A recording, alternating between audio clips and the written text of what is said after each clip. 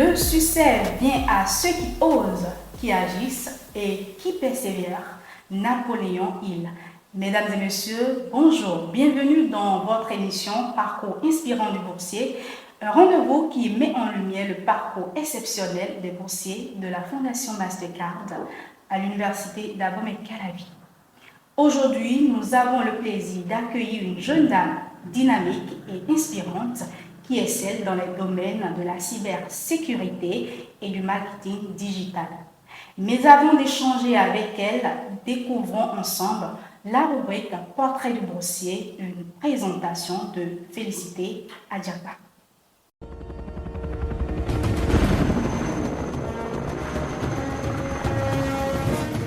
Aujourd'hui, dans la rubrique Portrait du boursier, nous vous embarquons dans le parcours captivant d'une boursière de la Fondation Mastercard à l'Université d'Abomey-Calavi. Qui est-elle? Quel est son moteur, son combat, son impact?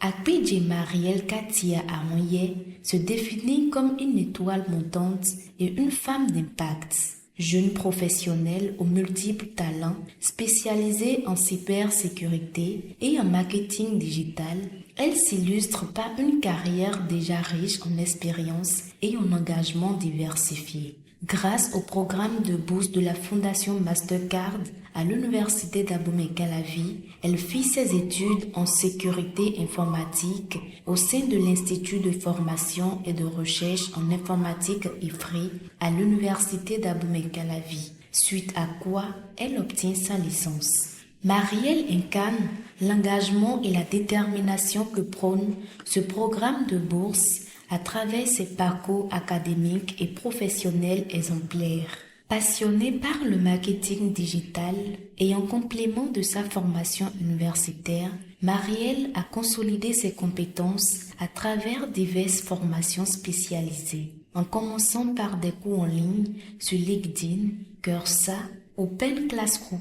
Elle a obtenu une certification Google en marketing numérique. Elle a suivi une formation en communication institutionnelle avec France Volontaire Bénin et a également complété des modules de formation sur la gestion des réseaux sociaux et le référencement des sites web avec Digital Academy de AIEU.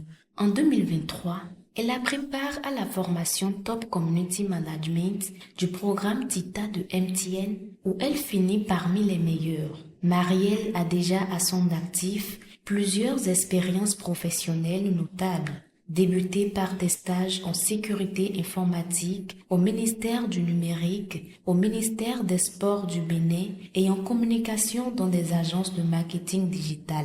Elle a assuré le rôle de cofondeur et de chargée de communication et de marketing chez BioLife Tech, une start-up agritech. Depuis 2023, elle est également lead du département communication de la Fondation Ratel pour une intelligence artificielle responsable et efficience Freyard, où elle est responsable avec son équipe de la gestion de la présence numérique et de la communication interne de la Fondation. Son expérience inclut aussi la participation au programme Alumni in Residence Fellowship de la Fondation Mastercard et des cours sur le marketing digital donnés en tant qu'assistante à l'université UCAO.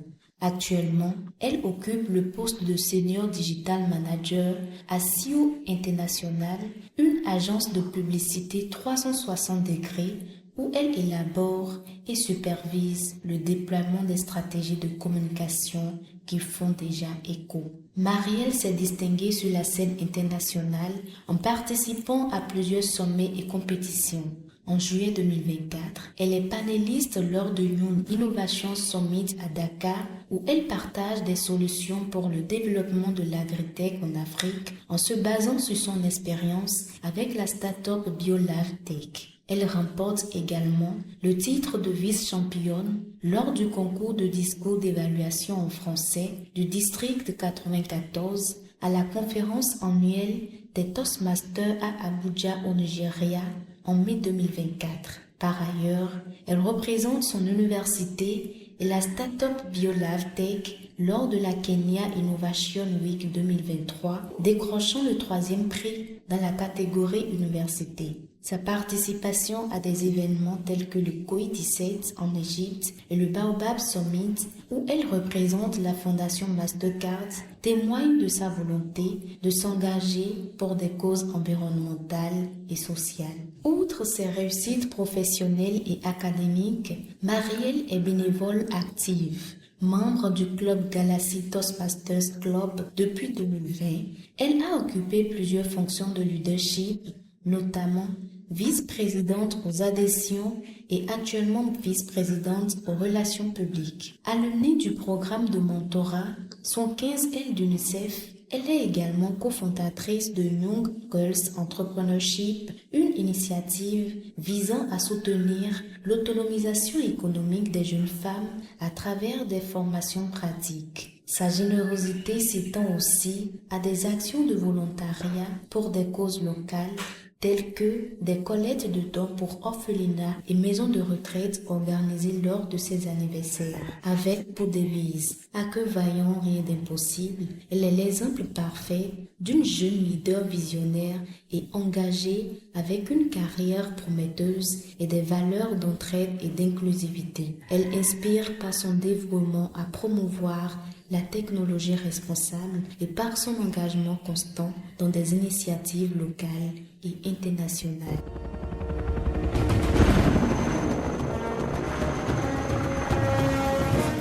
Akpedje Marielle Katia Royer, ravie de te recevoir sur ce plateau. Bonjour.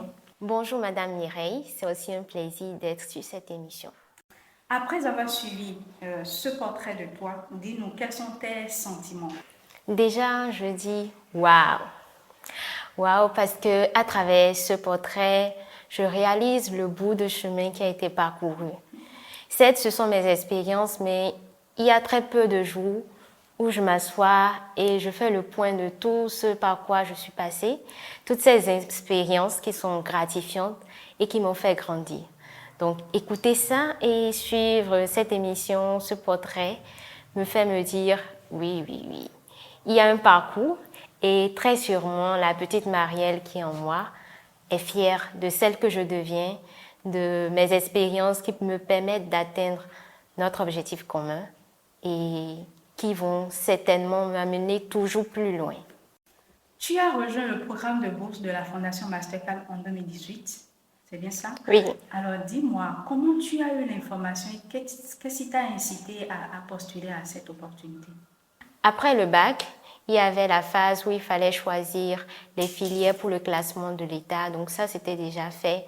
Et j'étais là, toujours en train de me demander qu'est-ce que j'allais finalement faire à l'université, quand un de mes cousins, que je remercie d'ailleurs, a envoyé l'information sur le programme de bourse de la Fondation Mastercard aux parents. Et cette information qu'il a partagée avec nous, on a pris le temps de lire le formulaire, c'était assez intéressant. Je dirais que j'ai découvert que juste à part le soutien financier que cela va représenter, il y avait une partie formation para-universitaire, donc tout ce qui est développement personnel et tout. Donc à coup sûr, il y avait un plus à ce que pourrait proposer l'État. Et en dehors de ça, je dirais que dans les filières qui étaient prises en compte, il y avait l'informatique. Et je voulais faire l'informatique. J'en rêvais déjà depuis la première, donc pour moi, c'était vraiment une opportunité à saisir. Donc, après ça, on a lu, on a pris en compte le formulaire qui était très long, mais quand même. Pour ce genre de sélection, on a compris, on a eu à répondre aux questions et tout. Et à la fin, je n'ai même pas pu venir déposer le formulaire rempli parce que j'étais malade, mais mon père est venu, il s'est rendu à la fondation, au siège, il a déposé. Et après ça, j'ai été présélectionnée. Après la présélection, une équipe est passée à la maison pour faire une interview avec les parents, pour pouvoir être sûr que les informations qui ont été fournies étaient réelles et tout. Déjà, ça, c'était bien parce que ça montrait que vraiment le programme était sérieux. Et je pense même qu'avec cette postulation, j'ai dû rechercher dans mon expérience tout ce qui était expérience d'impact. Et il fallait repartir sur les groupes dans lesquels j'avais déjà eu à militer, voir ce que j'ai fait d'exceptionnel. Pour pouvoir montrer. Exactement. Pour montrer que j'étais la meilleure candidate. Après cela, ils ont eu à faire sortir la liste de ceux qui sont sélectionnés. Je suis passée sur le campus parce que là, c'était vraiment, c'est ma bourse, c'est celle que je dois prendre. Et puis, arrivée sur le campus, je me suis rendu compte que j'étais la première sur la liste d'attente. Ah!